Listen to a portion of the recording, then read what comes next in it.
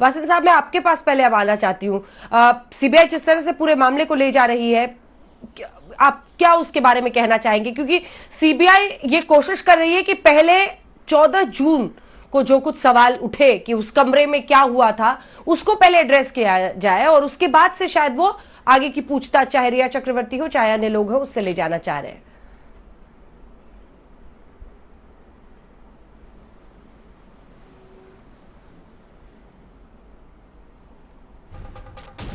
वासन साहब, आवाज आ रही है?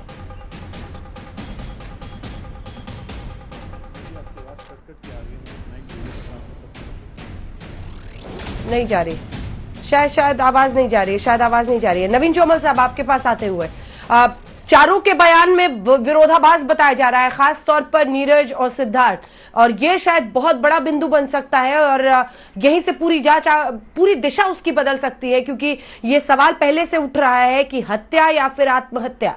चौमल साहब, यहाँ पे आई कांट हेयर, उसको ऊंचा कर दे, सुन तो लूंगा। आवाज आ रही है नवीन चौमल साहब?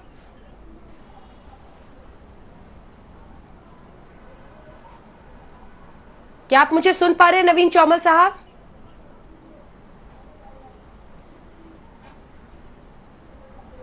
चलिए ठीक है, फिर से कनेक्ट करने की कोशिश कीजिए। हमारे साथ वर्मा साहब जुड़े हुए हैं, वरिष्ठ वकील सुनीत वर्मा। सुनीत वर्मा जी, आपके पास आते हुए, आज देखिए एक बार फिर से नए सिरे से वहां पर होटल में, माफ कीजिएगा, उस घर में जाकर सुशांत सिंह राजपूत के, मैं जितना जी मैं आपको नहीं सुन पा रहा, किंतु मैं फिर भी अपनी टिप्पणी दे दूं, क्योंकि मैं बहुत देर से इंतजार कर रहा हूं। ऐसा लग रहा है कि आप, बाकी सब वक्ता की आवाज सुनाई देती है, केवल आप ही की सुनाई नहीं दे रही मुझे। जी हाँ, अच्छा बोलिए, अपनी बात बोलिए। जी, मेरा ये कहना है, मेरा ये कथन है अंजना जी, कि सीबीआई की जो अब तक की जो कार्यप्रणाली है वो एकदम संतोषजनक है। सीबीआई उस तह में जा रही है जिसकी आवश्यकता सबसे ज्यादा आवश्यक है इस वक्त। सीबीआई इस वक्त ये जांच कर रही है कि ये हत्या है या आत्महत्या। इसीलिए सीबीआई ने सबसे पहले फॉरेंसिक टीम का गठन किया और उन्होंने उन डॉक्टरों से संपर्क किया जिन्होंने पोस्टमार्टम रिपोर्ट की तैयारी की थी, और साथ में जो जो घटनाक्रम है, जो जो मौके वारदात का, और जो वहां पे मौजूद थे गवाह, उनकी जांच कर रही है, जो कि इस वक्त अत्यंत आवश्यक है।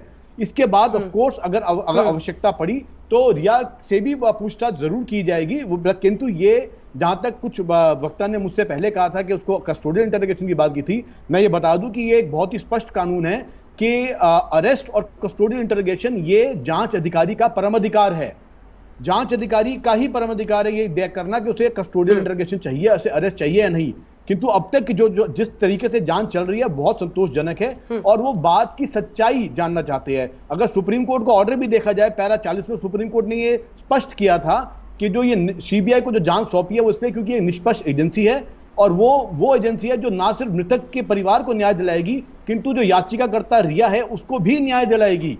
इसलिए सीबीआई जो है एकदम निष्पक्ष जांच कर रही है और पहले वो उन तथ्यों के सत्य को जानने के प्रयत्न कर रही है कि ये हत्या है या आत्महत्या। उसके बाद प्रश्न तो वो रिया से भी पूछे जाएंगे और जितने भी बाकी लोग जो अभियुक्त है सबसे पूछे जाएंगे।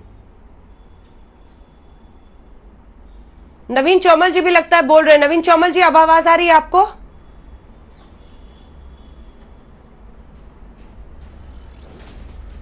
नहीं।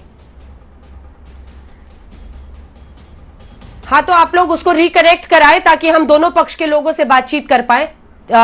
विक्रम सिंह साहब, ये एक ऐसे लोग भी हैं अपने वरिष्ठ वकील वर्मा जी की तरह, जो ये मानते हैं कि याचिकाकर्ता को भी इंसाफ की जरूरत है। वो कह रहे हैं कि रिया चक्रवर्ती को इंसाफ मिलेगा, इसीलिए सीबीआई का आना बहुत जरूरी है, जबकि रिया चक्रवर्ती कह रही थी कि मुंबई पुलिस जांच करे। हमारी न्यायिक व्यवस्था अंजना जी ऐसी है कि इंसाफ तो सबको चाहिए। इंसाफ ऐसा कोई पक्ष नहीं जिसको कि नहीं चाहिए, सबको इंसाफ चाहिए, सभी याचिकाकर्ताओं को, और मैं तो यहां तक कहूंगा आरोपी को भी इंसाफ चाहिए कि कोई अनाधिकार चेष्टा ना हो। लेकिन अगर कोई गुनहगार है, कोई दोषी है, अक्सर ये होता है, और आप तो इतनी सीजन रिपोर्ट एडिटर हैं, आपको मालूम होगा, कई बार मुद्दई ही मुलजिम बन जाता है। जो एप्लीकेंट होता है, जो कंप्लेनेंट होता है, वही मुलजिम बन जाता है। और ऐसे एक नहीं 10 केस मिसाल मैं आपको दे सकता हूं। तो ये कोई बचाव नहीं है कि अगर मैं कंप्लेनेंट हूं और मैं न्याय की गुहार कर रहा हूं तो न्याय तो खैर मिलेगा ही, लेकिन न्याय अगर इसमें है कि मैं दोषी हूं तो मुझे दोषी करार दिया जाए। यही न्याय की परिभाषा है कि जो दोषी है वो दोषी है, चाहे वो आवरण आवेदक का रखे या आवेदक आरोपी का रखे, लेकिन न्याय यही है कि साक्ष्य, सबूत और इंसाफ की बुनियाद पे, तफ्तीश की बुनियाद के ऊपर ये चार्जेस निर्धारित किए जाते हैं। और हमारे चाहने से नहीं, केवल सबूत और साक्ष्य के आधार पर ही निर्धारण होता है कि कोई व्यक्ति आरोपी है और उसको कोर्ट के सामने पेश किया जाता है। कोर्ट उस साक्ष्य का मूल्यांकन करती है और उसके आधार पर वो अगर दोषी करार दी जाती है या दिया जाता है तो तदनुसार उसके खिलाफ सजा निर्धारित की जाती है। तो ये कह देना कि ये केवल आवेदक है इसलिए इनके ऊपर कोई पूछताछ नहीं हो या इनके साथ कोई पूछताछ या इनके ऊपर कोई इंट्रोगेशन ना हो, वो औचित्यपूर्ण नहीं है। ऐसे 10 मिसाल मैं दे सकता हूं कि जो कंप्लेनेंट था, जो एप्लीकेंट था, वही मुलजिम अंततोगत्वा पाया गया और उसको सजा भी मिली।